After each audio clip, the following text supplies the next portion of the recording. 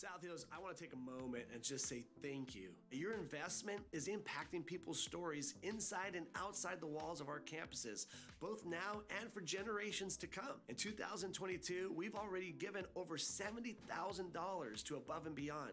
And what these funds have been able to do is have our campuses give and serve in the communities, help them know that we love them, there's a church that believes in them, and that there's a God who wants to connect with them. And we've also been able to donate funds to an organization called Jacaranda Housing, which is a foster agency for women who graduate from the foster system, and it allows them to have someone to walk alongside of their lives so that they can have a career and stand on their own 2 feet. We also have given consistently to an organization called Tumaini International. We sponsor children, we help them get educated, we help them get connected to the local church so they can build a relationship with God. Your generosity impacts way more than just financial numbers. Attendance this year alone has been up over 20%, and because of your generosity, we've seen God move in lives like never before. This year alone, 221 people have started giving for the very first time. We've had over 149 people take the next step and be a part of one of our Discover classes. 693 kids checked in for the first time at all of our campuses. And the number that always gets me the most excited, we've had 314 people this year alone say yes to Jesus for the very first time. Why? Because of your generosity. And people's lives for eternity are being changed, not just beyond this lifetime, but during this lifetime. Thank you, South Hills, for your heart. Thank you for trusting God with your finances, and thank you for allowing us to be a part of that journey.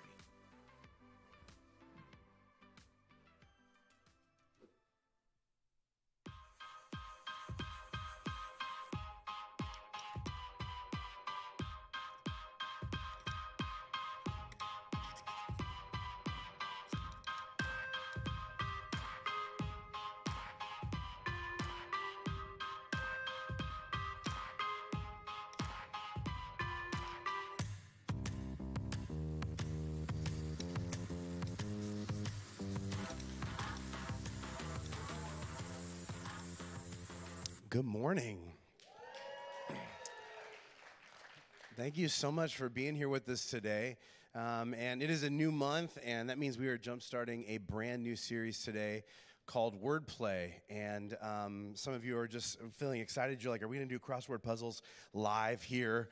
Because that would be amazing, and we're not. But you could actually host a new group where all you do is word puzzles, and I'm sure Gretchen would love that, as would a lot of other nerds. And I would put myself in that category. I love words. And this entire series, in fact, is going to be really just us talking about talking. Every form of talking and the power of our words. The way that we talk to ourselves, the way that we talk to other people, the way we talk about other people, and even the way we talk to God. And how we have these conversations really shapes the reality that we live in. And we want to really sort of slow our lives down and analyze the way that we talk in every shape and every form that we do it in, and really surrender that to God. And so that's what we're going to be doing over the next several weeks. I want to encourage you to be here as much as you can to take this in and really re-examine your wordplay in life. And I want to encourage you today to take some notes. Write down some things that stand out to you. Maybe that's on a note sheet that is sitting in front of you. Maybe that's taking pictures of the slides, or maybe you brought a journal with you. However you want to do it is fine. But take some notes today. Write down something that stands out to you. And if you are taking notes, the title of my message today is Earworm. Earworm. Which needs no explanation, right? That stands on its own. Now, I'm going to give you a definition of what an earworm is right out the gate. And you probably don't know maybe this term, but you know the thing that this is talking about. And essentially, an earworm is a catchy song or some sort of a catchy phrase or sentence, a saying that is continuously looping in a person's mind long after it's listened to. It's this thing that just sort of gets caught up there. And this is like an earworm is when someone gets a song stuck in their head. Has this ever happened to you where you just get a song stuck in your head and it will not leave? How many of you live with someone who constantly gets a song stuck in your head? And this is actually, you're like, is this grounds for divorce? Because it is annoying. It is so frustrating. We get in fights about it. It happens. And a lot of times, I think when this happens, a song gets stuck in your head, sometimes you didn't even want it there. Right? Sometimes you weren't the one that got it stuck there. Sometimes it was a result of somebody else. They were humming it, they were singing it, it was out there, and then it was annoying you that they were that this song was stuck in their head, and then they infected you with it, right? The earworm got stuck in your mind, and now you can't escape it. My kids and my wife do this all the time because they're always walking around humming and singing things. It's kind of a thing we do as a family. And so I'll get home, and my kids are doing chores or doing different things, and they will be singing something. And the thing that's most frustrating to me is it's usually a song that maybe I don't know or wouldn't regularly listen to, which is fine, but it's not the whole song. It's just a segment of it that they just loop over and over and over again until you feel like you might murder someone, okay? I will come home, and one of my kids will just be singing watermelon sugar high, watermelon sugar high, watermelon sugar high, watermelon sugar high, watermelon sugar high, watermelon sugar. I'm like, are there any other words? What else? What comes after that? They're like, I don't know. I'm like, well, what do those words mean? I don't know that either. Who sings that song? No idea. Are you going to stop singing? Honestly, Dad, I didn't even know I was singing. This happens to my family all the time. They will be singing something, and I'm reaching the point of just where I'm going crazy. And when I confront them about it, they're like, oh, I didn't even notice I was singing. I'm like, you didn't know you were singing the same 3 words for the last hour? And they're like, no, totally and completely unaware. Well, I'm like, I need you to stop because I don't like that song anymore, and I'm not sure I like you anymore because it is getting on my last nerve. And then it's trapped up there. And then I find myself later on in the day, even though I don't want to, being like, and I'm like, I'm stuck in it. I'm trapped in the loop. And some of you will go to bed tonight with this dumb little loop in your head because the earworm has wedged its way in there, and you don't know how to get it out.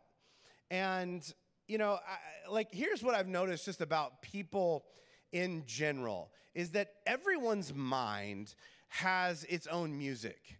And what I mean by this is that there's this sort of unyielding inner monologue that's giving constant, unsolicited commentary on everything in our lives. And that voice, those lyrics, that loop inside of your head, it has a slant to it, right? It has a style or an angle. And that angle may not represent what you actually value or what you hope to be. You may not even know at times that you are singing along with this loop in your head, but it's up there on repeat, soundtracking your story. And, we all have certain words or phrases or things that our brain latches onto, and they begin to sort of provide the music to the life that we're walking through. I wonder if you've ever seen a clip from a movie and it didn't have any sound in it or didn't have any music to it. I've seen this, you can go on YouTube and watch famous clips of movies with the soundtrack stripped out. It's weird. It doesn't have the same power because music provides so much emotion, and it shades so much of how we view what is happening in any given scene. If you watch a section of a really scary movie without the strings and the nervous tension music, it just looks like somebody walking down a hallway, right? There's nothing scary about it, right?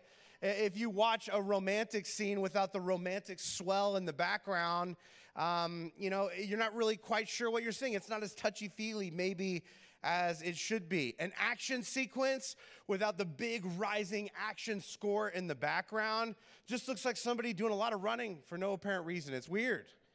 It doesn't make any sense. It's missing a good section of the information. And I would tell you that whatever music is, playing in your mind over any given moment, that is what's really steering your story. The commentary that you're making about what's happening is far more significant than what is actually happening. And so here's the question that I want us to wrestle with this morning. What is the title track on the self-talk single in your mind? Like if there's one specific thing that you sort of filter everything through, that no matter what is happening, it's sort of the underscore of what is going on around you, what would that thing be? Now, I'll just give you some greatest hits. Maybe you see like yourself inside of this. Like these are things that a lot of us end up soundtracking our lives with. Maybe it's a single of performance, right? Which says no matter what you're doing or what's happening, like I'm not doing enough. I'm not doing enough. I should be doing something more or better. I should be working harder or faster. Because everybody knows that, like, achievement determines worth in life, right? If I don't do, like, I'm only as good as the last thing I did that people, like, applauded me for. And so, like, whatever it is I'm doing right now, if it's good, it's probably could be a little bit better. And if it's not good, like, I better improve. And if I haven't done anything notable in a while, I better get after it because my worth is on the line. Maybe for some of you, the self-talk single is permanence, right? Which is just like, I can't change. You look at your life and what's going on with you, and there are things that you really don't like, and you're just like, yeah, but, it's like, somebody's like, you could do this. That could change everything. And you're like, yeah, but will it? Probably not, because nothing ever really changes. Okay, I've lived a long enough life to realize that nothing changes. People don't change. I can't change. What's the point? Nothing ever works, right? You get a little headway on something, and then you just end up reverting right back to where you were before. So why even put forth the effort? It doesn't matter. I'm just sort of, this is who I am and the way that I am. Maybe for you, it's pessimism, which is just like, I'm doomed anyway. Right? Like something good happens, and everyone's like, look, aren't you so excited? And you're like, not really. Just a matter of time.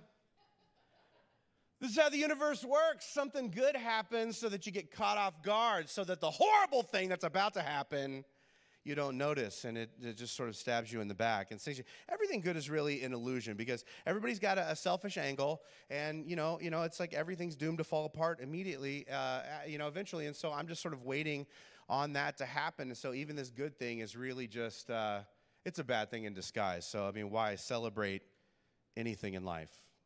Maybe for you it's pity. Just like, I don't deserve anything good. We look at things around us, and we it's not that we don't have dreams or goals or desires. We're just like, you know what? I could go after that, but like I'm not good enough. I'm not smart enough. I'm not skilled enough.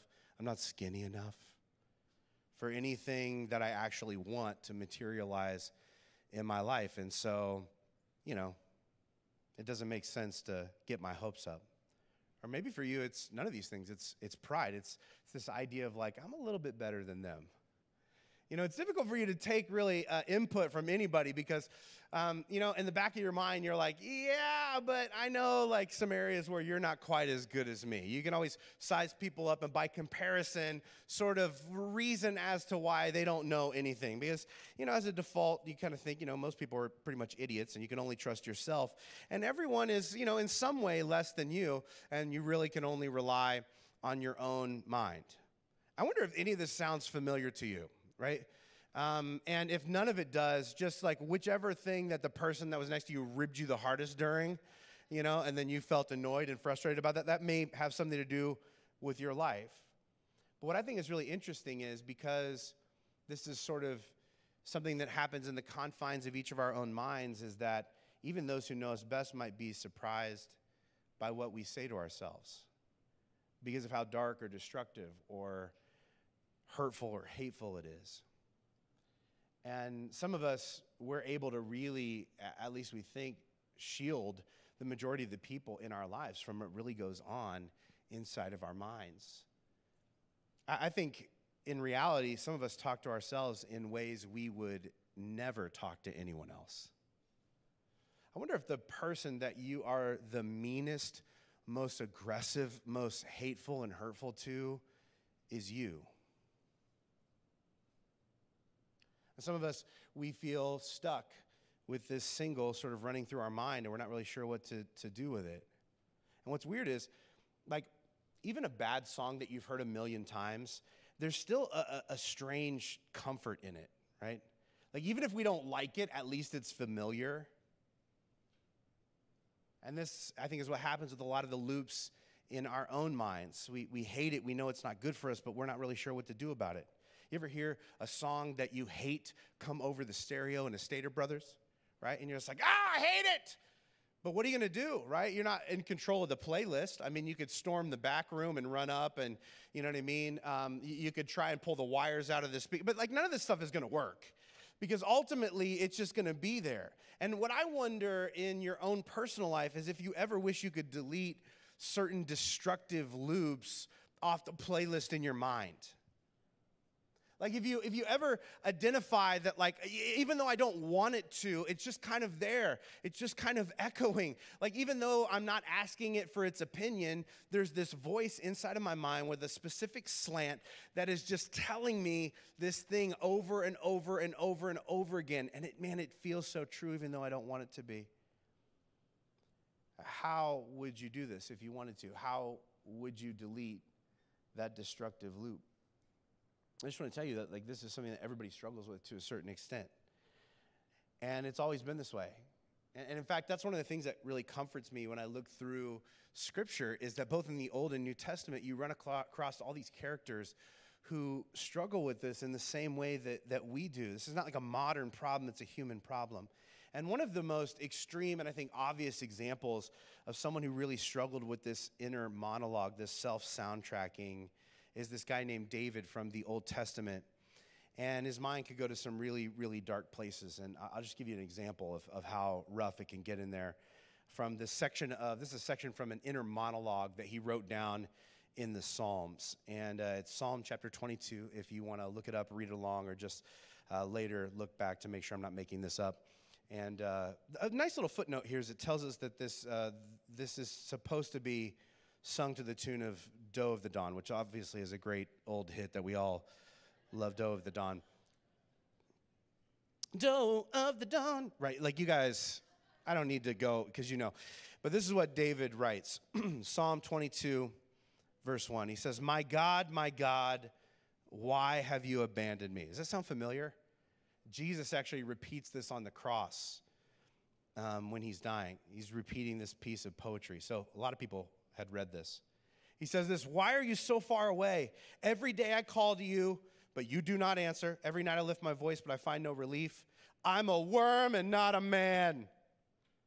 What a great phrase. Scorned and despised by all.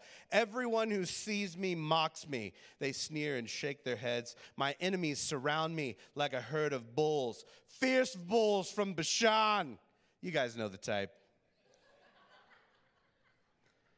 You ever do this when you're like in like a destructive rant? You get so weirdly specific about things. My friend's like a herd of bulls. Fierce bulls like the bulls of Bashan. And then he mixes metaphors, which doesn't even really make sense. He's like, they're like lions. So now they're bulls that are like lions. It's like a mix, like a DNA mix. They open their jaws against me, roaring and tearing into their prey. And I could read so much more. He goes on and on like this. These are just highlights. But think about this in terms of, like, these lyrics are on a loop constantly in his mind.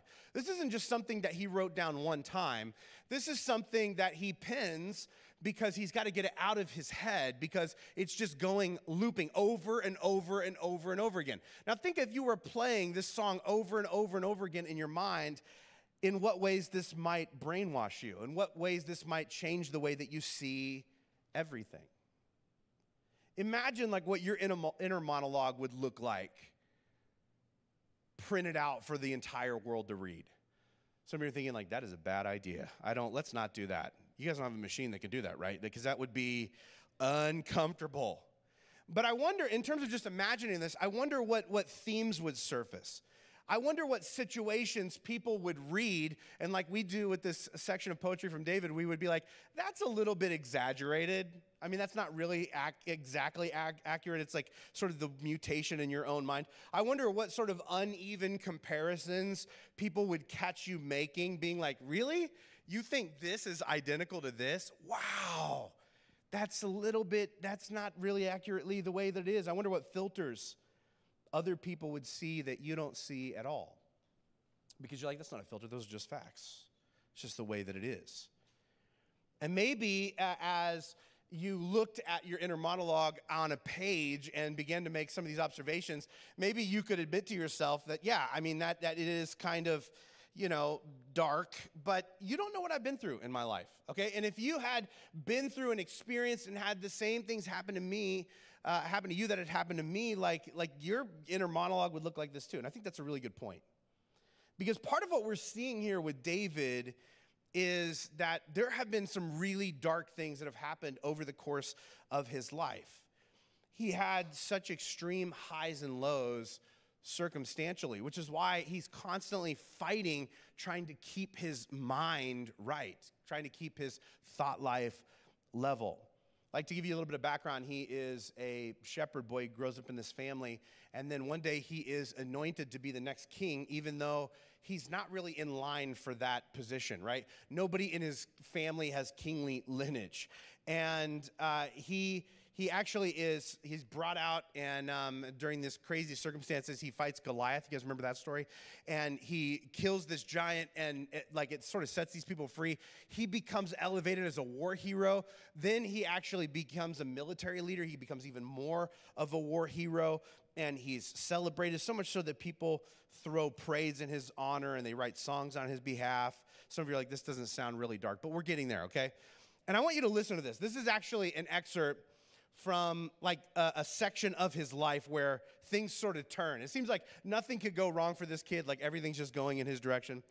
1 Samuel chapter 18, verse 6 says this: when the victorious Israelite army was returning home after David had killed the Philistine, talking about Goliath, women from all the towns of Israel came out to meet them. And they sang and danced with joy with tambourines and cymbals. Does this happen when you come home like every day? Guys, just women from all the towns. They're like, he's home, I can't even get my kid to look up from his iPad. But this is great. Good for you, David. This was the song that they sang. Saul has killed his thousands, but David his 10,000s. And this made King Saul very angry. He's the current king. Verse 9, this is where things sort of changed for him. From that time on, Saul kept a jealous eye on David. So God has blessed David at this point in his life, but there's one person who really hates him. And unfortunately, that person is the most powerful person in David's world at this time in history. Think about that if you're trying to advise him. Everyone hates me. Well, not everyone, just the only person that controls everyone's fate in this entire nation. I guess that is kind of a bummer for you. And Saul does the thing that most ancient kings would do when they feel threatened. He determines to hunt and kill David. And so David goes on the run. But in spite the king leveraging his entire kingdom to try and ruin him and his reputation, soldiers and warriors begin following David because they've seen him up close. They've seen his integrity. They've seen what kind of warrior and leader he is. And they support and protect him and fight alongside him, which is extraordinary because that means that these people would have to go on the run too. Allying themselves with David means that now they're hated alongside David in the same way that David is. That means that they're no longer safe in their own homes. And that's a tough life. And you think yeah, I could do that for one of my best friends that I really believed in or a leader that I really respected. I could do that for a short period of time. What about years? Maybe a decade or more. I mean, this drags on and on and on for years. And then this happens. And this starts to get really rough. 1 Samuel chapter 30, verse 1 says this: when David and his men arrived home at their town of Ziklag, they found that the Amalekites had crushed it and burned it to the ground. They'd carried off the women and children and everyone else. And when David and his men saw the ruins and realized what had happened to their families, they wept until they could weep no more. And David was now in great danger because all his men were very bitter about losing their sons and daughters and began to talk of stoning him. They get home after being on the run with this guy, trying to support him and care for him. And when they got home, they realized that their worst fears were realized. Their home was destroyed. Their family had been taken and enslaved. Their city burnt to the ground. Think about what would be going on in your mind at that moment. Some of you are like, probably a lot of the content of Psalm chapter 22. What you just read sounds a lot like what would be going on there. Even though that's written about a different section of time from David's life, I think a lot of you could see his mind sort of sitting in that place in this moment because the situation is terrible and the future looks like it's not going to get any better. And based on like what we have read about David and some things we know about David, we might expect that his thought life would spiral and his emotions would tank in this moment. That like when the bottom actually drops out and the worst imaginable things happen and the circumstances are horrible, that David would sort of lose it. That like what his inner monologue, the things he's telling himself would sort of spiral out of control. But this story takes like a weird turn because it doesn't tell us maybe what we expect from David, because David at this point in his life has grown some inwardly. And it tells us this, the story sort of dead ends in this place. This is 1 Samuel 30, verse 6, the end of verse 6 says this. But David found strength in the Lord his God. Now, like I don't like this phrasing in English, as I've done a lot of studying about this. Like, found strength makes it sound like it was something he stumbled onto, like it happened by accident. Like he didn't do anything to sort of build it, you know? Like he was walking one day and like sort of stumbled over strength in the Lord. But that's not really what happens. Like, and we do this sometimes in language where we have a turn of phrase that if you're analyzing it on the surface, it doesn't really say exactly what it means, but we've agreed on a meaning that we kind of get it, right? This is the same sort of thing when people are like, you know, I lost weight. And it's like, did you lose it? Right? Is that just happened? Like you were just stumbling along and you're like, 20 pounds just fell off, right? Like, did you lose it? Was it accidental? Did you just sort of stumble onto this moment? Or did it happen on purpose, okay? Through a lot of hard work and some grueling starvation. Like, how did it actually happen? Right? It's a bad turn of phrase, but we kind of get it. We understand what someone is talking about here. And it's sort of this idea of David finding strength sort of brings up an incorrect assumption in us. That, like, this process for David was passive when, in fact, it was proactive. Other English translations, other than the New Living, which often we preach from here, uses this other phrase, that David strengthened himself, or that David encouraged himself in the Lord his God. And this is actually more accurate to the original language, what's actually happening here. That David is proactively encouraging himself, that David is trying to work on his inner monologue in a moment where all the circumstances are sort of bottoming out in his life. What does this actually mean? I want to give you a couple New Testament scriptures that I think define what is happening in the life of David in this moment. 2 Corinthians chapter 10, verse 5 says this: we destroy every proud obstacle that keeps people from knowing God. We capture rebellious thoughts and teach them to obey Christ. Now, this is some like churchy kind of language here. So I want to sort of break down what this New Testament author is telling us. He's saying, like, listen, you can't control what happens in life or what is said about you. You can't even really control what thoughts enter into your mind. But you can control what you do with them once they're there. You do have some agency over which thoughts you listen to and dwell on, which ones you override, which ones you push into the background, which ones you put on repeat. You're like, the thought just popped into my head. It did, but you don't have to make best friends with it. You don't have to replay that song over and over and over again. This is where you do have some authority. And in fact, you are to capture it because it's rebelling against your ability to think about your life, about life in general, about other people, and even about God the way that God sees these things. In 1 Thessalonians 5, chapter 21, another New Testament author tells us this. He says, test everything that's said and hold on to what is good. I think we might like look at this and naturally assume and apply this to things that other people say to us, right? Or things that we read, or things that a politician says, or like a piece of information. How often, though, do we apply this to the things that we say to ourselves? How often do you slow down and test the things you say to you?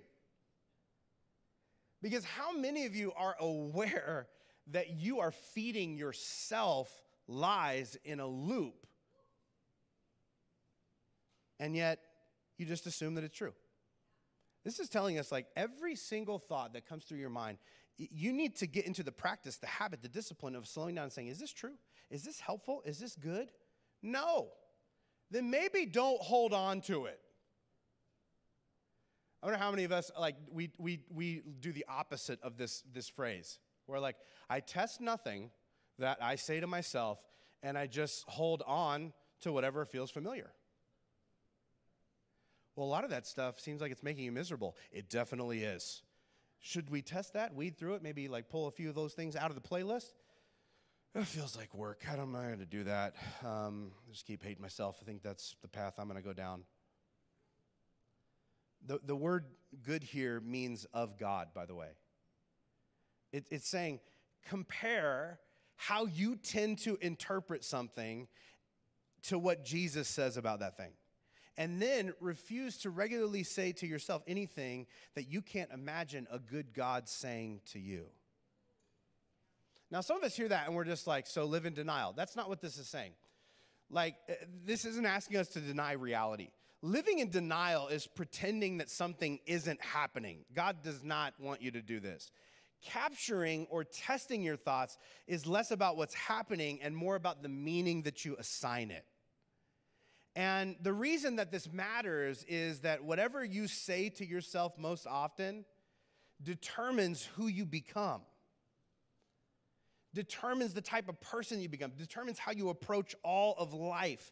And whatever it is that David is repeating to himself, whatever he's saying to himself most often in these really dark moments, like the one that we just read through, is making him stronger and more like God. That's what this passage is telling us. That David is strengthening himself in the Lord. That David is encouraging himself in the Lord. That he's weeding through his thoughts. That he's taking them captive. That he's testing every single one. That he is eliminating the ones that are not like the way God talks. And that he is holding on to and repeating the ones that he believes are good and of God. And this is making him stronger. Is this true of you? Is this what you do? Like, the ancient Jews believed that what you meditated on most in your mind had a profound impact on the condition of your heart.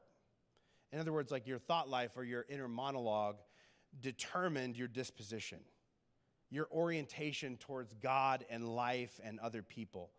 And not all lyric loops like go to the same place or even good places. There's this quintessential example in Jewish history embedded in the Exodus story.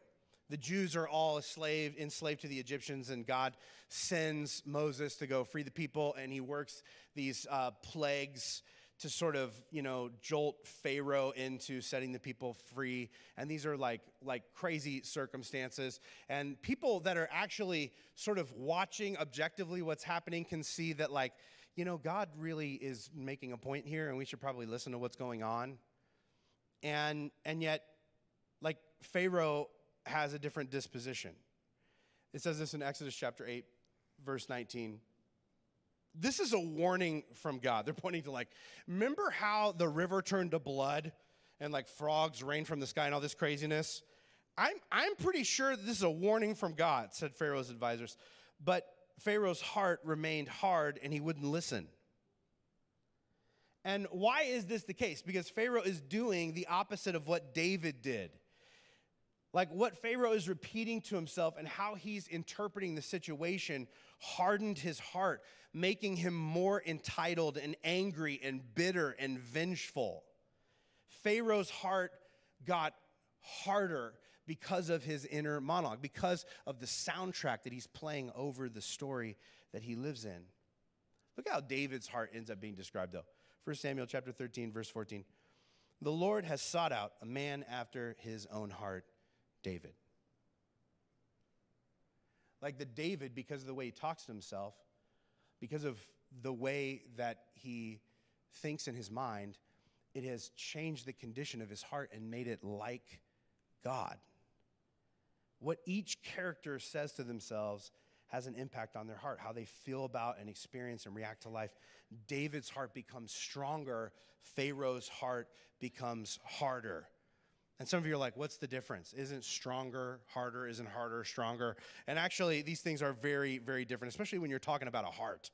Like, think about this biologically. Everybody wants a strong heart. This is a good thing to do, right? Like one that can handle stress and strain and recover quickly.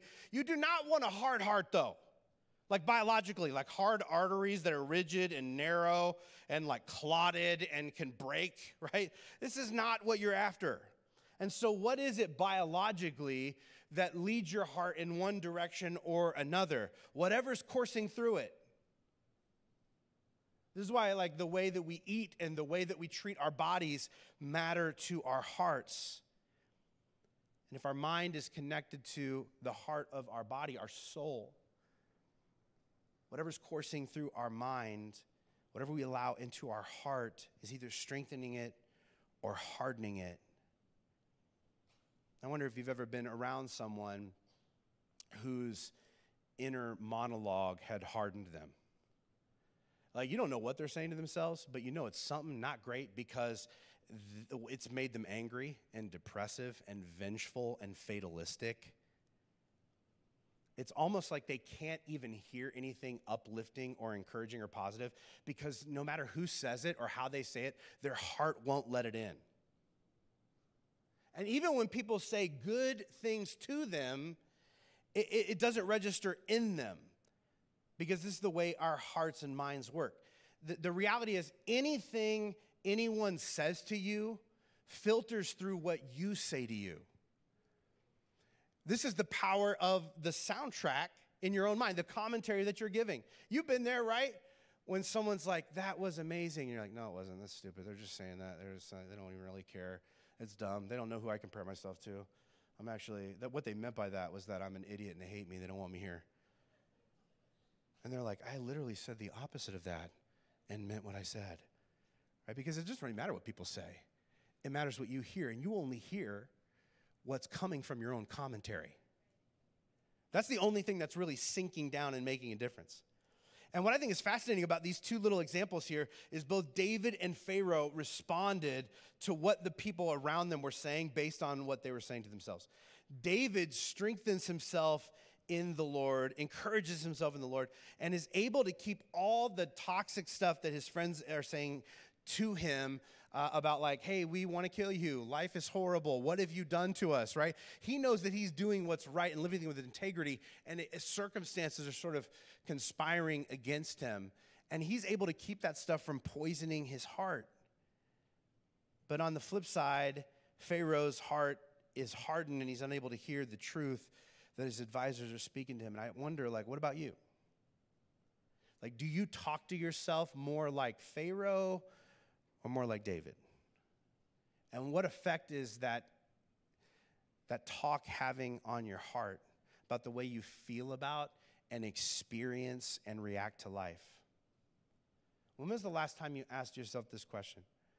Like, is what I say to myself consistent with what God says about me? Is what I say to me consistent with what God says about me?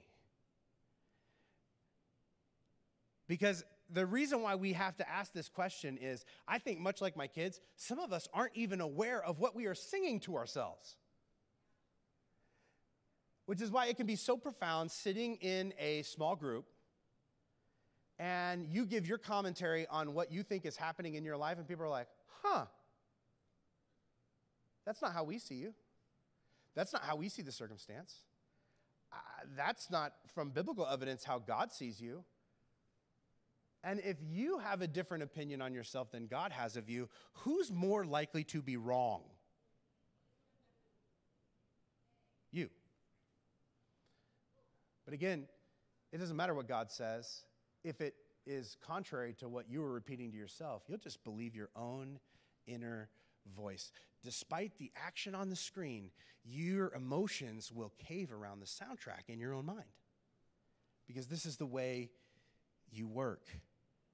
And I got to tell you, as you can assume, capturing his thoughts wasn't something that really came naturally to David. And as we read early on, like, his default was kind of dark. And maybe this is the case for you, where you're just like, if I'm not paying attention to it and reflecting on it and like talking through it and identifying it and testing it, it like defaults to like really negative places.